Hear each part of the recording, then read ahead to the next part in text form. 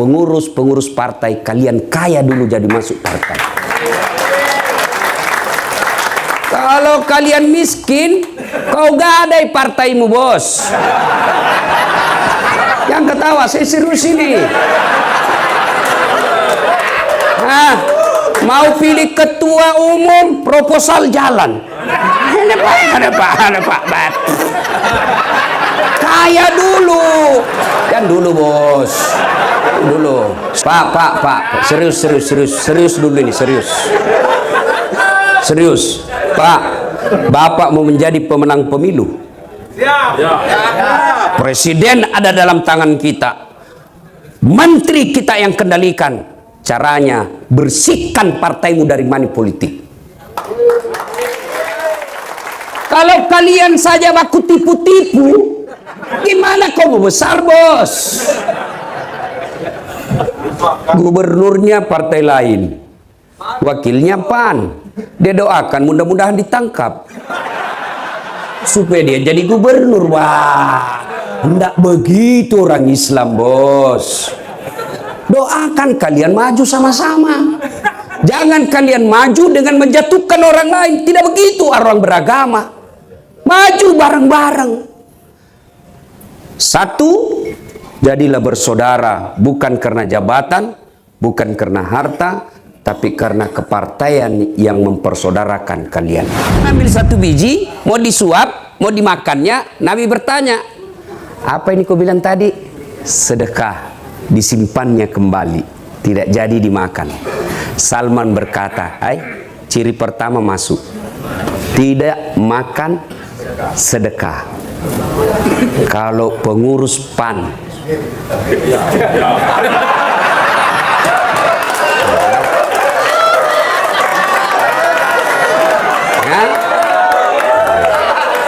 gaspol baru kau semua otakmu uang. Ya, sudah kita lanjut kisah. Ya, nah besok datang lagi Salman. Ya Muhammad, ini hadiah. Diambil apa? Hadiah. Nabi pun memakannya. Tapi Nabi tahu ini anak muda lagi diselidiki saya. Maka Salman berkesimpulan dua ciri-ciri sudah masuk. Lagi satu ciri-cirinya. Apa? Ada tanda lahir di belakangnya. Orang Bugis bilang baba. Pak Sul, saya tidak tahu apa bahasa Indonesianya itu baba. Tapi kalau orang Bugis bilang baba sudah tahu. Hitam di belakang. Apa? Tompel itu di pipi, bos. Tanda lahir. Bengkok telinga, tanda lahir juga namanya. Pokoknya baba. Itulah, pokoknya baba lah ya, supaya ringkas cerita. Nah, sudah ketemu. Nabi tahu. Akhirnya Nabi dengan sengaja menjatuhkan jubahnya dan kelihatan. Ini. Lalu menyatakan la ilaha illallah Muhammadar Rasulullah. Masuk Islam. Lalu Nabi memanggil Abu Ayyub Al-Ansari yang ada makamnya di Istanbul. Abu Ayyub Al-Ansari kalau sekarang ketua HIPMI, orang kayanya Madinah, anak muda. Abu Ayyub, sini dulu. Saya persaudarakan kamu bukan atas nama ras, bukan atas nama suku, bukan atas nama lokal atau tidak. Saya persaudarakan kamu atas nama agama. Ini kau bersaudara sampai akhirat. Apa yang dibutuhkan kau bantu. Siap ya Rasulullah. Ringkas kisah. Salman Al-Farisi jatuh cinta sama cewek penduduk Madinah. Dia pendatang. Tentu jadi masalah. Pendatang jatuh cinta sama penduduk lokal. Kalau ada bapak-bapak jatuh cinta sama gadis Bugis, hati-hati. Oh, mahal Pak gadis Bugis. Bener. Oh, bukan cuma panaiknya Pak, badinya. Iya Pak. Oh, Bapak jago kalau bisa mempoligami perempuan Bugis. Jago Pak, bener. Kalau ada perempuan suku lain, biasa. Tapi kalau Bugis, Jadi kalau Bapak ada di sini istrinya orang Bugis, wabillahi taufiq wal hidayah.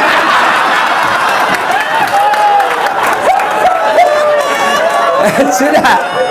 Nah, lalu Salman Al-Farisi berpikir, oh ada saudaraku Abu Ayyub Al-Ansari sebagai penduduk Madinah. Ya Abu Ayyub Al-Ansari, saya punya hajat. Apa? Tolong temani saya pergi melamar, bos. Kamu kan penduduk lokal, ini penduduk lokal, tidak dia suka saya nanti. Baiklah, dibawalah segala keperluan, datang ke rumahnya perempuan. Assalamualaikum warahmatullahi wabarakatuh. Waalaikumsalam warahmatullahi wabarakatuh. Buka pintu, bapaknya si gadis. Lalu Abu Ayyub Al-Ansari perkenalkan, saudaraku ini Abu Ayyub Salman Al-Farisi, saya dipersaudarakan oleh Nabi atas nama agama, dan ini mencintai anak gadismu. Bagaimana menurutmu? Dia bilang apa? Yang mencintai ini sia, yang mau dinikahi anak saya. Baiklah, saya tanya dulu anak gadisku. Masuklah itu bapak, dia lihat. Kau lihat itu cowok dua? Kau tahu itu? Saya tahu. Kalau itu Abu Ayyub Al-Ansari, tokoh muda, orang kaya, saya tahu. Itu temannya, dia datang melamar kamu. Bagaimana menurutmu? Apa dia bilang? Wah, kalau itu yang datang saya tidak jelas, ekonominya tidak jelas. Kalau ini ya saya mau, orang kaya. Maka pengurus partai, kalian kaya dulu jadi masuk partai. Kalau kalian miskin, kau gadai partaimu, bos. Yang ketawa, saya serius ini. Mau pilih ketua umum, proposal jalan. Ada pak. Kaya dulu. Yang dulu, bos. Dulu. Sudah. Lalu kata anak gadis ini, kalau Salman melamar saya tolak. Tapi kalau Abu Ayyub saya terima, dia mapan. Dan Islam tidak melarang kita matre. Tetapi tidak menghalalkan segala cara. Beda itu, bos. Berpikir mau kaya, baik kau kaya dulu. Orang kaya lebih gampang masuk surga daripada orang miskin. Iya, tidakkah Umar bin Khattab menjelaskan kemiskinan dan kebodohan mendekati kekufuran? Maka pengurus PAN tidak boleh menjadi pengurus beleng-beleng. Dijelaskan, sudah bikin surat, sudah pak, sudah, mana? Tinggal di print, belum, sudah namanya itu. Akhirnya disampaikan sama bapaknya ini gadis, Abu Ayyub, mohon maaf, kalau kau yang lamar anakku dia terima, tapi kalau temanmu tidak diterima. Kalau bapak ajak teman melamar lalu begitu jawaban, bagaimana pada jawaban bapak? Kalau saya misalnya bapak, Pak Zul, temani saya pergi melamar, ternyata cewek yang disuka Pak Sul yang disuka, hancur saya. Seandainya saya akan injak kakinya, saya tahu begini saya tidak bawa kau celaka. Tapi dengar apa kata Salman Al-Farisi. Abu Ayyub, nikahi dia. Semua perbekalan yang saya bawa saya hadiahkan kepadamu untuk menjadi maharnya calon istri. Ini bos persaudaraan dalam Partai Amanat Nasional. Jangan kau makan kiri kanan.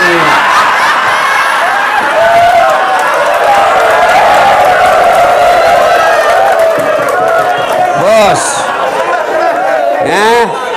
saya serius. Demi Allah, kalau Anda punya belang-belang sifat seperti itu, kalian dapat duitnya, kalian dapat jabatannya, tapi hina kalian di depan manusia, di depan Allah di akhirat. Bahkan demi Allah, bukan cuma kalian yang hina, anak ahli warismu akan jadi hina. Nanti jadi bupati, jadi gubernur Pak Hilmi Hasan, saudaranya Pak beliau, ustadzku. Jadi bupati, tapi bapak pernah menipu, maka anak bapak sudah meninggal. Apa kata? Jangan percaya itu bapaknya tukang tipu, pasti anaknya juga begitu. Ya? Maka saudaraku, jangan gadaikan harga diri hanya karena fulus. Percaya, rezekimu tidak akan diambil, jangankan diambil, tertukar saja tidak.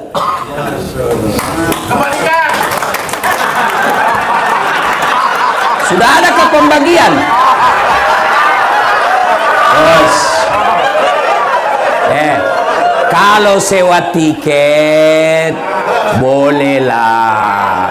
Apalagi yang belum jadi anggota DPR, belum ada macunya. Ya mungkin seperti ini momen untuk dapat itu. Tapi kalian istiqomah dong. Jangan main 3 kaki.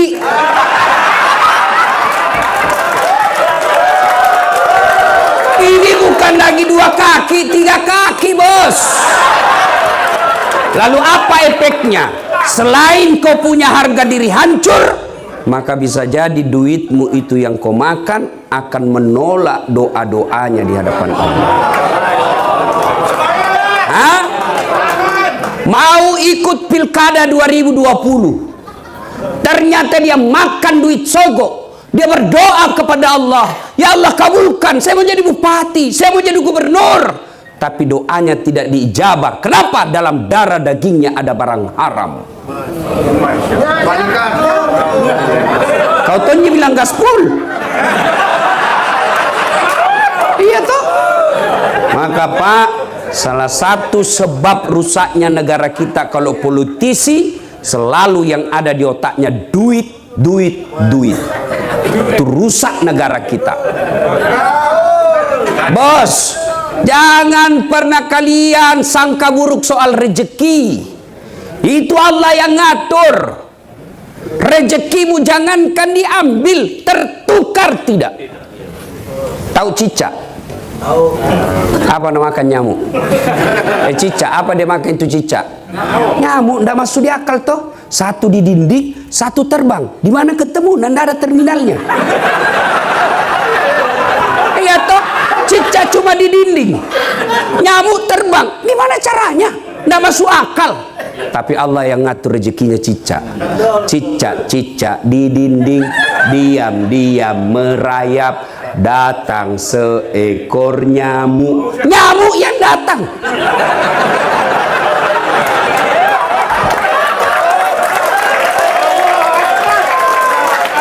Lagu tidak mengatakan cicak lompat ke nyamuk. Wah, hancur, kasihan cicak. Maka saudaraku, Pak, serius dulu ini, serius. Pak, Bapak mau menjadi pemenang pemilu. Presiden ada dalam tangan kita. Menteri kita yang kendalikan. Caranya, bersihkan partaimu dari money politik. Kalau kalian saja baku tipu-tipu, gimana kamu besar, bos? Gubernurnya partai lain, wakilnya PAN. Dia doakan mudah-mudahan ditangkap supaya dia jadi gubernur. Wah, enggak begitu orang Islam, bos. Doakan kalian maju sama-sama. Jangan kalian maju dengan menjatuhkan orang lain. Tidak begitu orang beragama. Maju bareng-bareng. Satu, jadilah bersaudara, bukan karena jabatan, bukan karena harta, tapi karena kepartaian yang mempersaudarakan kalian. Dan jangan menjadi kutu loncat. Saya tidak tahu kenapa orang yang suka pindah-pindah disebut kutu loncat.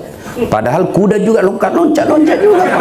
Ini menjadi kambing hitam juga dijadikan. Satu, karena waktu yang terbatas. Dua, saya tamat SMA, daftar tentara. Mau jadi akabri penerbang. Karena waktu itu setiap saya lihat pesawat depan di atas kampung saya teriak, kapal terbang, ayo. Sampai saya masuk di got. Saya bilang waktu itu bisa jitu, nanti saya naik pesawat saya meninggal. Akhirnya saya cita-cita jadi akabri penerbang. Daftarlah saya di Jalan Garuda depan kantor Pertamina. Tes tidak lulus. Kenapa? Ceper. Tidak cukup tinggiku, bos. Kurang lebih di eko. Kurang lebih. Ya. Teman saya lulus.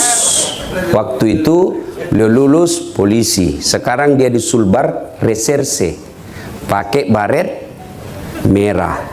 Saya lulus di Sospol jadi dosen dan sekarang jadi ustadz, malah pakai baret putih. Tapi subhanallah, alhamdulillah, dengan baret putih yang saya pakai, mulai baret hitam sampai baret merah, kucaramai ko semua. Allah kasih yang terbaik. Gagal jadi akabri, saya masuk fakultas kedokteran, mau jadi dokter. Saya ikut bimbingan tes. Saya sholat tahajud 40 malam berturut-turut. Saya nasar puasa. Saya ikut termasuk juara terbaik di sekolah saya. Tes tidak ada namaku. Saya protes kepada Allah, ya Allah, kenapa kau tidak kasih lulus saya jadi dokter? Kau tidak rugi jadi Tuhan kalau saya jadi dokter?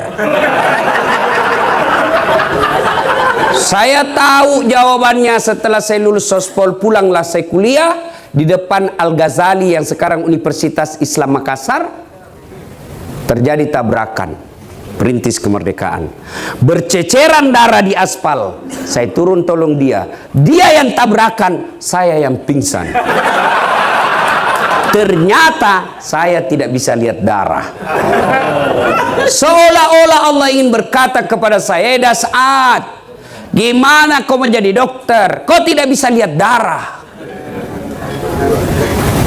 Teman saya yang lulus fakultas kedokteran sekarang tugas di Kepulauan Aru. Sebelum lebaran saya telepon, dok, pulang ke lebaran. Orang tuamu, wah, tiket mahal. Kalau kita pegawai nggak cukup kalau tiap tahun kita pulang. Satu keluarga bisa puluhan juta. Tiket mahal, Ustadz. Dalam hatiku, untung saya tidak jadi dokter. Saya sekarang nggak pernah bingung soal tiket. Siapa yang beli? Pak Zulkifli Hasan. Kecil bos soal tiket, kecil. Hebatnya lagi Pak, saya pergi tidak bawa uang, pulang bawa uang. Maka hikmahnya saudaraku, jangan pernah sangka buruk. Yuk gagal anggota DPR, jangan pindah partai. Kalian kalah bertanding, jangan sangka buruk, itulah yang terbaik. Jangan sangka buruk, baik sangka. Kok saya tidak terpilih? Allah tahu kalau terpilih ada kasus besar di kantormu, semua terseret. Allah tahu. Jangan pernah sangka buruk. Demi Allah, tidak ada kebahagiaan bagi mereka yang selalu sangka buruk. Berpartai juga begitu. Kalian WhatsApp, SMS Pak Ketum tidak dijawab, sangka baik. Oh, mungkin lagi sidang. WhatsApp lagi tidak dijawab. Oh, mungkin lagi tadarus. Jawab lagi tidak dijawab. Sudah, sangka baik saja. Maka Bapak akan tenang. Semakin Bapak pelihara sangka buruk, semakin Bapak tidak bisa tenang dalam berpartai. Saya tahun 2014 ikut pilkada, Pilwali Makassar. Bapak orang Makassar kan tahu. Saya ikut Pilwali Makassar, 10 pasang calon. Kalah tidak, yang menang lebih banyak suaranya. Ini namanya sangka baik. Belum tentu lebih hebat dari saya. Tapi alhamdulillah, dengan tidak jadi wali kota, saya bisa keliling sampai ke luar negeri. Ke Roma, ke Italia, ke Jerman, ke Amerika, ke Belanda. Tuh. Ya. Sudah? Cukup? Hah?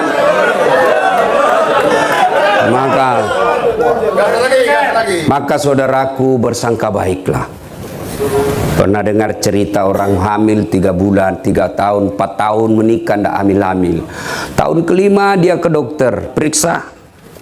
Kata dokter kandungan, "Bu, alhamdulillah ibu sudah terlambat 2 bulan. Senanglah dia.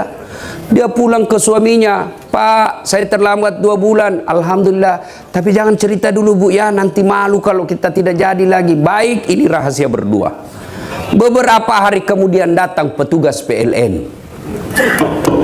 "Assalamualaikum Ibu." "Waalaikumsalam Pak. Siapa ya?" "PLN." "Kenapa Pak?" "Ibu terlambat 2 bulan." Wih, kenapa dia bisa tahu ini? Wah, langsung sangka buruk sama suaminya. Pasti ini lagi yang cerita ini. Sudah janji tidak cerita, Pak, ini cari. Datanglah suaminya masih capek, keringatan. "Assalamualaikum." "Apa assalamualaikum, assalamualaikum? Kenapa itu PLN tahu saya terlambat 2 bulan? "Bukan saya, pasti kamu." Marah juga lah suaminya, dituduh. Lalu dia datang ke PLN. "Ada apa kau tahu istriku terlambat 2 bulan? Dia bilang, "Ada catatannya Pak." "Untuk apa kau catat-catat? Hapus itu." "Boleh, tapi Bapak bayar dulu." "Kalau saya tidak mau bayar." "Ya terpaksa, punyanya Bapak diputus." "Kalau punya aku diputus, apa dia pakai istri saya di rumah?" "Terpaksa pakai lilin."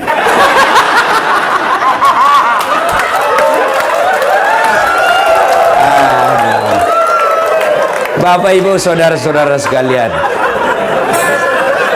berpolitik sangka baik. Kalau boleh kedepankan PAN, politik tanpa sangka buruk. Ini tagline-nya Pak Zulkifli Hasan. PAN, politik tanpa sangka buruk. Tidak berarti kita tidak waspada. Waspada boleh, tapi jangan sangka buruk. Yang ketiga, dalam hidup ada yang disebut kekuatan X. Doa. Jangan remehkan doa. Ada orang Pak, biasa-biasa saja kita lihat, tapi doanya baik. Akhirnya tampil dan tidak bersangka-sangka ternyata dia menjadi tokoh. Itulah kekuatan doa. Jadi kalau Bapak tidak punya modal banyak, tidak punya perusahaan, perbanyak doa. Sudah jelek muka, sifat jelek, tidak ada duit, ke laut mah kau jadi tude cilaka.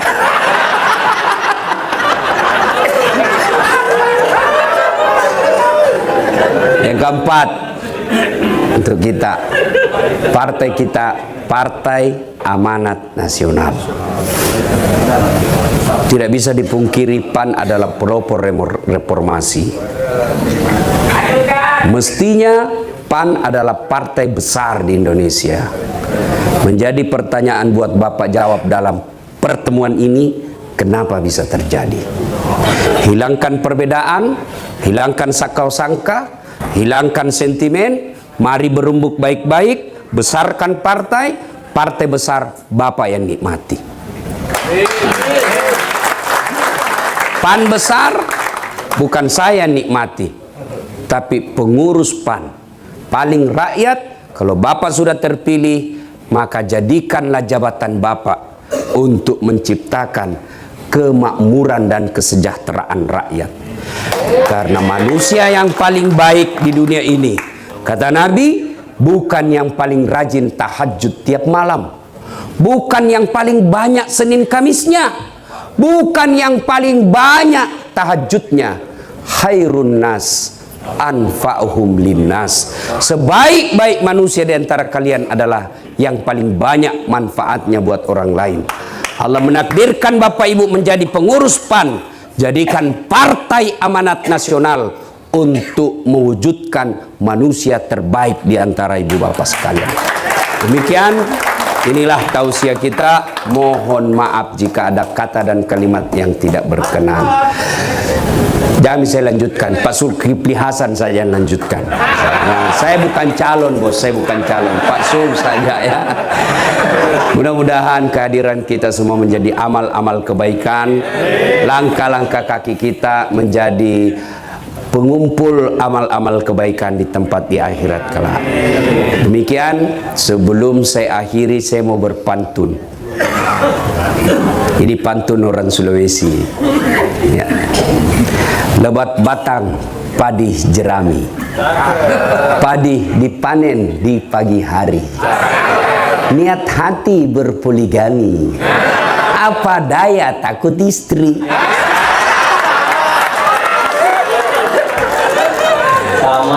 Burung cendrawasih terbang tinggi, mencari makan di pagi hari. Bukan kami takut istri, cuma istri lebih berani. Mari kita berdoa kepada Allah Subhanahu wa taala. Ila hadratil Nabi Mustafa Muhammad sallallahu alaihi wasallam, summa hususil Bapak Haji Zulkifli Hasan. Al-Fatihah. A'udzubillahi minasyaitonir rajim. Bismillahirrahmanirrahim. Alhamdulillahirabbil alamin arrahmanir rahim. Iyyaka na'budu wa iyyaka nasta'in. Ihdinas siratal mustaqim, siratal ladzina an'amta 'alaihim ghairil maghdubi 'alaihim. Amin.